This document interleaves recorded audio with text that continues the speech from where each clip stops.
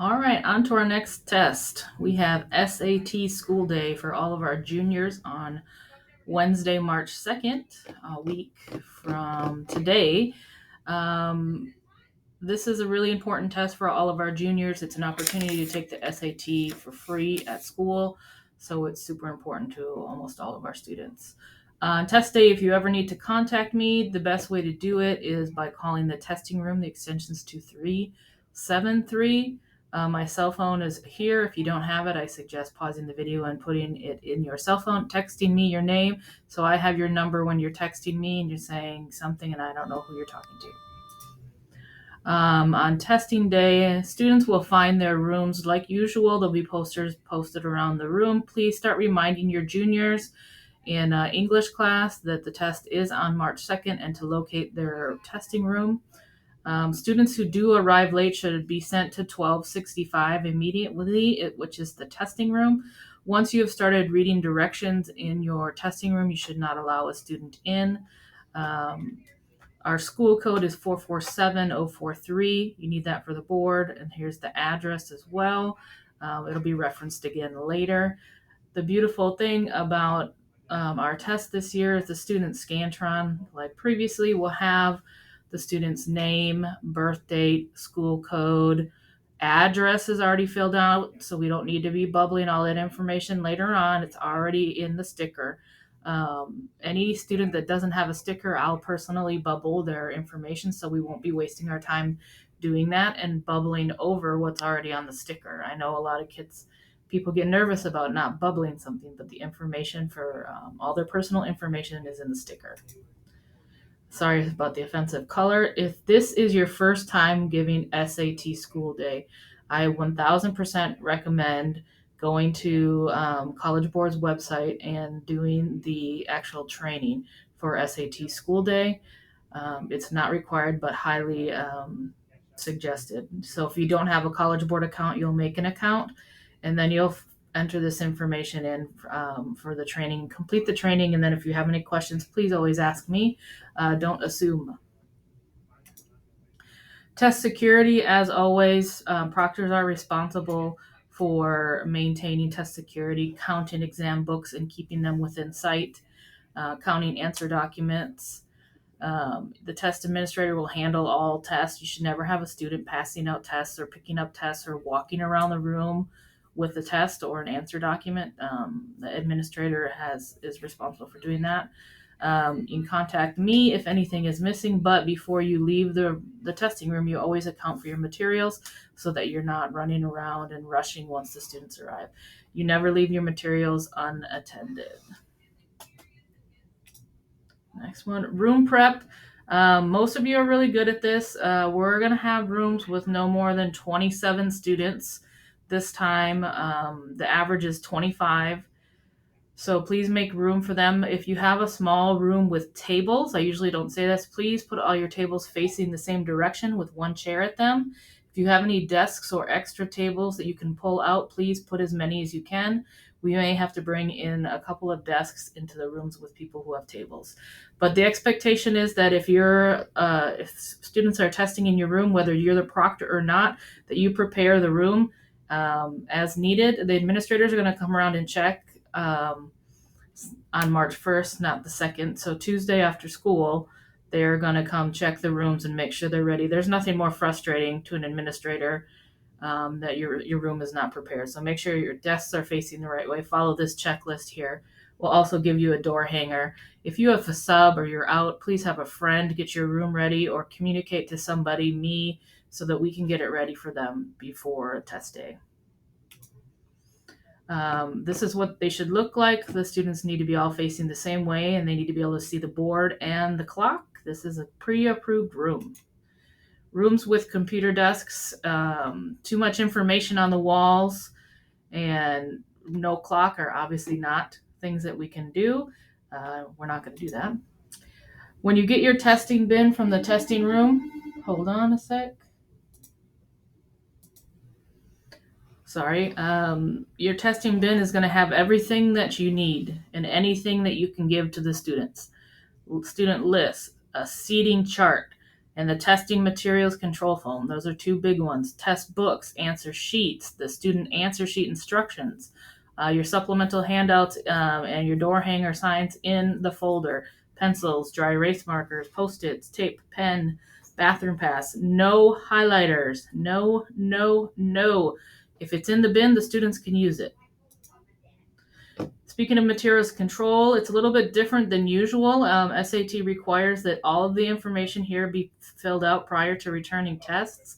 And then, and then when you bring them back as well. So this is a little bit different. Please look at it carefully. I know it looks confusing, but take your time with it. Your proctor duties, obviously maintain test security, as we already talked about, actively monitoring students during tests and breaks, keeping track of all of your materials, reading test scripts ahead of time. If you read the test script ahead of time, you know you will be prepared and you won't be fumbling or stressed out on test day. There's no worse feeling, in my opinion, than not being prepared on testing day. Correctly timing sections. Overtiming or undertiming is considered an irregularity for SAT and any test. Report any suspicious activity to the testing coordinator immediately. And then if there happens to be an irregularity in your room, we will have to have you fill out the report when you return your materials, if not sooner. Test scripts. You'll notice here we have two different kinds of standard. There's one manual that's standard, which should be in your mailbox now if you're testing. And then there's an accommodated manual. You can see what we're going to have here. We have two different accommodated ones. If you click on these links in the PowerPoint, it'll take you to the online version of it. But we have a beautiful thing here coming up. You know that we always have the shortened SAT instructions here. I'm going to flip over to it. You got this in your box as well today. If you are testing, you can see you just follow step by step about what to read. Little clouds are things that are calling your attention. The numbers, continued, things that are X'd out. This is your friend. Please use it. There's no reason that you should have to reference the coordinator manual unless you have a question. Okay. Make sure you make notes while you're getting ready. All right. A couple of things that you need to double check on there. Number 10, where students are putting their a personal email in to contact College Board, not a Tomball ISD student email, because once they leave, they won't have access to that anymore. Number 12, directions about how to send SAT scores to college for free. Please do not rush students through this step or any of the steps. It does take a little bit of time. They have to look up the colleges they want to send their scores to. Number 24 is filling in information on the back of the test booklet. I don't know how many times an entire classroom doesn't have that filled in, and it's really embarrassing when you come back and none of that's done. 27, 28, 29, and 31. These are fields A, B, C, and the room code. These are crucial for test scoring. You should be checking when the students are filling these out in the instructions that they're doing it.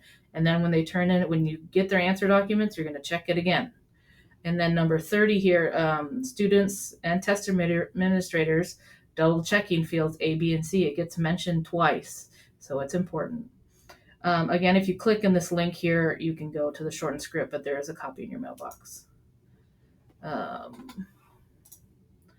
Here's the information that must be written on the board for all students to see: our school address, our school code. There's going to be a room code that's specific to your room. It's not your room number. It's a code that will be on your testing header bin with your name on it. You need to write the current testing section. So like reading, 65 minutes, the start and the stop time, and also the date. Prohibited devices, obviously no electronic devices are allowed at all. Students can wear an analog watch as long as it doesn't connect to anything. Please, if a student is claiming that it doesn't, let us come down and investigate. We don't want to have a big deal on that day. Students do like to do time themselves as well. Students' phones must be powered off. Please do a check for earbuds. Now that everybody's walking around with them, make them move their hair back. Have them pull up their sleeves, look at their wrists, pat their pockets, make sure that you don't do that. They can do it themselves. Just double check on that. Every year somebody has a phone on them. As you're walking around monitoring, you can see too. Those kids are slick. If you get a phone, if a phone is on a student during SAT, it's going to invalidate their exam. So if you see any of that, please let us know. Backpacks, purses, and other items should be placed away from student desks. We don't want them to be able to access their personal belongings during testing. Along with that, if the students should be bringing their own calculators. Those calculators can remain under the desk until it's time to use them later on. Distributing student tests and Scantrons. I mentioned this a little bit earlier. We're following SAT school day instructions in the manuals. Teachers must hand out and collect items individually. You can't just lay them on the desks for the students to come. That is not how it works in here. It's part of the instructions. Collect exam booklets in numeric order. You also have to pass them out in numeric order, in serial number order. Collect answer documents in alphabetical order. You have your roster for that. Please do not bring them with the answer document inside of the test. That takes a lot of time to undo that in the testing room. This is what your seating chart is going to look like. As you can see here, we have to use the one that's provided by them. There'll be a copy in your testing bin that I want you to be your final copy. You can use the one on the the test administrator manual to make your first run of it if you want to. But this is the one that we need. Completely fill out all of the fields, please. And if you notice, you're writing it down by serial number, not by student name. If you want to add the initials in, that's fine. But when you pass out the books, you need to do it in order. You can see they're kind of snaking up and down the row like this. Okay, and then when you pick them up in reverse order. So they're all in the same order. Timing of the test has not changed. 65 minutes for reading with a 10-minute break, 35 minutes for writing and language, and then 25 minutes for math without a calculator, and then a 5-minute break, and then a 55-minute section with math with a calculator. And then once all the students are finished, you can put the little orange cone we started using outside of your room on the floor, and then somebody can come watch your kids while you return your materials. And then once you return to the room, students can have their electronic devices back, but they need to remain silent due to students are still testing. Breaks and snacks.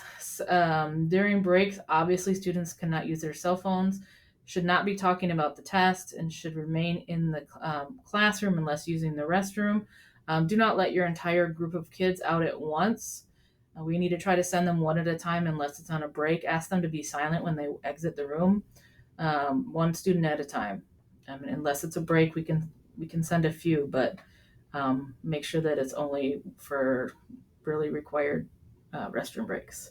Snacks are permitted only during breaks and should be eaten away from the testing materials.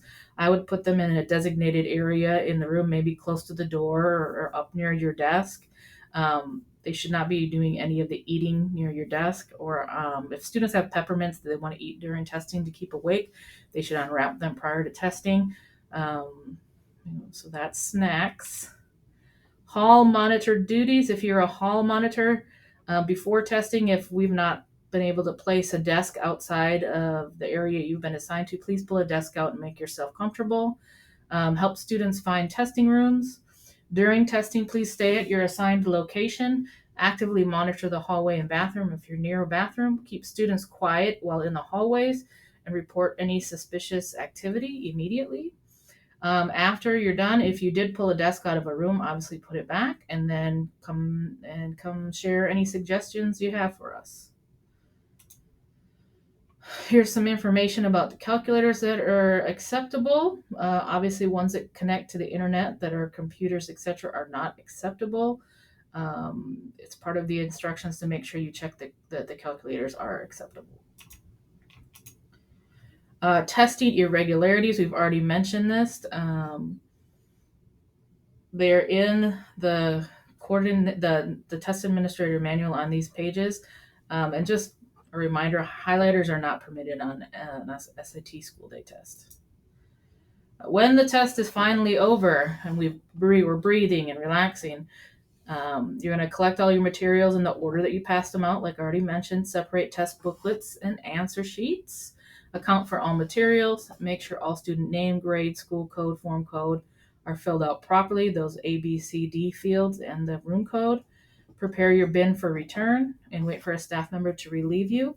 Like I said, we have a little orange cone you can put out in the hallway when you're ready to return the materials. But be patient. A lot of rooms get done around the same time. Do not dismiss students until you hear an announcement or an administrator comes by to dismiss them to lunch. Do not just let them go. Speaking of lunch, here we go. Obviously, all testers and athletes will eat lunch during D lunch, which is about 650 kids. For your non-testing friends, if they're asking and didn't watch the training video or weren't paying attention to some emails, you'll have a lunch if in your rooms. If your regular room assignment is 11:06 to 12:28.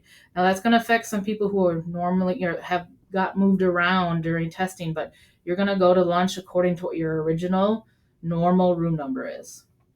But obviously, if you're testing, you're going to D lunch. So B lunch is going to be rooms 1231 to 1315, and then C lunch will be 1337 to 2107. Obviously, we need to follow this so that one of the lunches does not get overcrowded. PAL students and office aides can attend their regular lunches. And then the goal is to report back to 6th period and 7th period once the all clear is given. All right, just a couple of reminders. Always plan to arrive early on exam day. Be calm and prepared. We will have some snacks in the testing room if you didn't grab any breakfast. Notify me if you have an emergency on test day as soon as it happens. If you wake up at 2:30 with a sick child, which I hope does not happen, please text me right away. Student backpacks, purses, and other items should be away from student desks. If you have a child here, I've reviewed the list. We should be good, but just double check that they're not in your room. If they are, let me know. And always ask questions. Do not assume. So now that this video is almost done, the way you're gonna show that you did your training is complete the quiz that's referenced in the email. Please complete this prior to March 1st. Thank you.